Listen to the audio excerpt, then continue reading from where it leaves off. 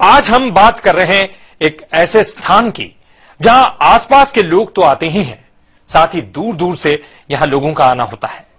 वजह है यहां की कुछ खास मूर्तियां। लोग यहां इन मूर्तियों के दर्शन करने नहीं आते, बल्कि वो इनका खास चूर्ण लेने आते हैं।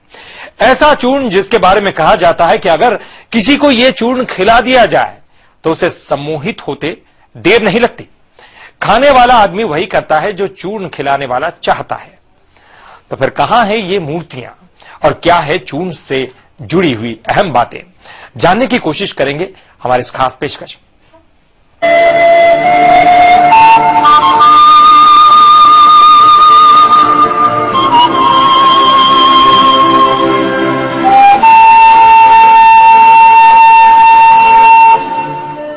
सम्मोहन चूर्ण, जी हां, यही नाम दिया है कुछ लोगों ने दो मूर्तियों से निकाले जाने वाले चूरे को। और जानकारों का यह कहना है कि इस चूर्ण से भले ही कोई सम्मोहित हुआ हो या ना हुआ हो, लेकिन हां, इस चक्कर में इन ऐतिहासिक मूर्तियों का हाल जरूर बिगड़ गया है। अगर किसी को करना हो वश में, आप अपने हाथ ढीले छोड़ दें और आंखें बंद कर लें। किसी को करना हो सम्मोहित,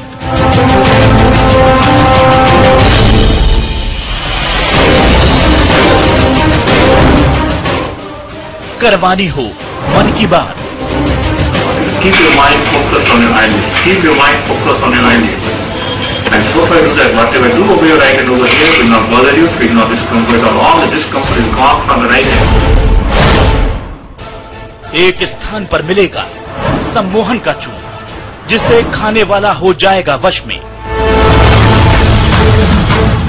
लंबे अरसे से कई लोग सम्मोहन की शक्ति को मानते आए हैं। कहा जाता है कि अगर किसी से कोई व्यक्ति सम्मोहित हो जाता है तो वही करता है जो सामने वाला आदमी करवाता है।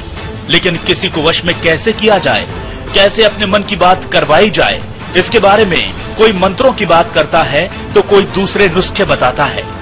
पर हम आपको बता दें, एक ऐसा खास चूर्ण है जिसके बारे में मान्यता है कि अगर किसी को कुछ दाने इस चूर्ण के दे दिए जाएं, तो फिर वो वही करेगा जो करवाया जाएगा। इस चूर्ण की हकीकत जानने के लिए हम निकल पड़े नारायणपुर से 30 किलोमीटर दूर भोंगापाल की ओर।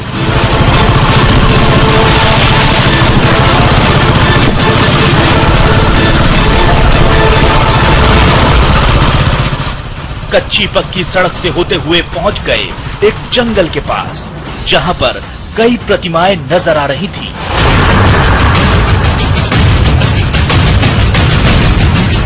शिवलिंग और महात्मा बुद्ध की प्रतिमा तो थी ही, साथ ही और भी कई प्रतिमाएं मौजूद थी। लोगों के मुताबिक बुद्ध की प्रतिमा 5वीं सदी की है। जब ये प्रतिमा खुदाई में निकली थी तो स्थानीय लोग इसकी पहचान नहीं कर पाए थे, इसीलिए वो इसे भोंगा देव कहने लगे। धीरे धीरे इसके बारे में मान्यता गहरी होने लगी। ना जाने कहां से लोगों को लगने लगा कि अगर इस प्रतिमा की नाक का चूर्ण शिवलिंग को खिसकर किसी को खिला दिया जाए तो वो सम्मोहित हो जाएगा। चाहे प्रेमी प्रेमिका हो या फिर दुश्मन, चूर्ण खाने के बाद वो वही करेगा जो खिलाने वाला चाहेगा। लोगों के मुताबिक चूर्ण ले जाने के चक्कर में ही प्रतिमा खंडित हो गई और शिवलिंग का हाल भी आपके सामने है। खंडित होने का बहुत बड़ा कारण ये है कि हमारे क्षेत्र में आदिवासी परिवार और अदर समाज के लोग भी यह मान्यता रखते हैं कि बौद्ध की प्रतिमा के नाक का यदि 2 कण भी हम ला के किसी महिला या किसी पुरुष को खिला दें तो वह जो खिलाने वाला व्यक्ति होता है उसको सम्मोहित हो जाता है। यह मान्यता आज से नहीं, सैकड़ों सालों से चलती आ रही है। इलाके के जानकारों के मुताबिक अक्सर लोग यहां आते हैं और मूर्तियों को नुकसान पहुंचाते हैं। वैसे इस स्थान के बारे में लोगों की आस्था बहुत गहरी है, लेकिन फिर भी परंपरा और मान्यता के चलते वो नुकसान पहुंचा ही देते हैं। भोंगा देव के नाम से ही गांव का नाम भोंगापाल रखा गया है, जहां हर साल भोंगा देव के नाम से मेला भी लगता था और इसे लोगों ने यात्रा का नाम दिया था। पर नक्सलियों की धमकी के चलते 1993 में यात्रा को बंद कर दिया गया। फिर भी यहाँ महाशिवरात्रि पर एक छोटा मेला लगता जरूर है। जो बुद्ध की प्रतिमा है ये प्राचीन धरोहर है और इसको जो क्षेत्र के जो ग्रामीण अंचल के जो आदिवासी हैं ये अपना प्राचीन धरोहर को अपना परंपरा और मान्यता के हिसाब से वो लोग जो सम्मोहन करने के दृष्टिकोण से या उनकी एक धारणा है जिसके कारण से वो उसको खंडित कर दिए हैं। जानकारों के मुताबिक इतिहास की दृष्टि से भी ये बेहद खास महत्व का स्थान है। भूंगादेव कही जाने वाली महात्मा बुद्ध की प्रतिमा भी ऐतिहासिक महत्व की है। इसके अलावा यहाँ पर जो निशानियां मिली हैं वो भी बेहद खास हैं। यहाँ पर चैत्र मंदिर की खुदाई भी हो चुकी है, साथ ही शक्ति और शैव संप्रदाय से जुड़े अवशेष भी मिले हैं। इसके साथ ही भोंगापाल में गुप्त काल की कई निशानियां मौजूद हैं। 5वीं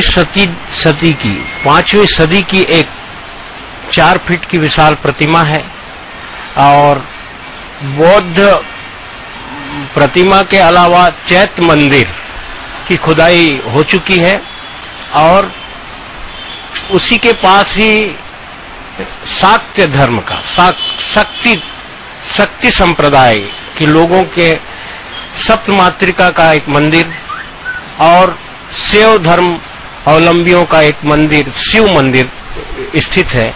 ये गुप्त काल के अवशेष हैं। ये स्थान भले ही कितने महत्व का क्यों न लगता हो, लेकिन जानकार इसकी स्थिति को अच्छी नहीं मानते। वो कहते हैं कि ये साइट एक और पुराने स्थान सिरपुर के काल की ही है, लेकिन यहाँ की निशानियों पर ध्यान नहीं दिया गया। वो कहते हैं कि यहाँ की प्रतिमाओं को संरक्षित करने की जरूरत है। साथ ही शासन प्रशासन और पुरातत्व विभाग चाहे तो भोंगापाल को पर्यटन स्थल का दर्जा भी मिल सकता है।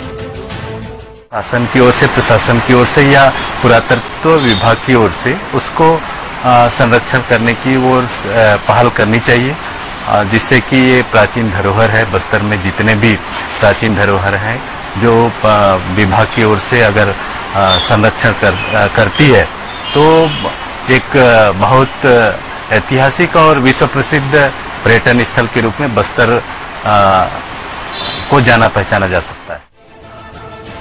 जानकार कहते हैं कि इन मूर्तियों के चूरे से किसी को सम्मोहित होने की बात महज अंधविश्वास है। इलाके के पढ़े लिखे लोगों को आगे आकर गांव वालों को मूर्तियों के नुकसान पहुंचाने से रोकना चाहिए। साथ ही वो कहते हैं कि इस ऐतिहासिक स्थान पर अगर खुदाई करवाई जाए तो कई और निशानियां मिलेंगी, जिनके जरिए इतिहास से जुड़े कई अनसुलझे सवालों के जवाब भी हासिल हो सकते हैं। समय के लिए नारायणपुर से योगेश ठाकुर।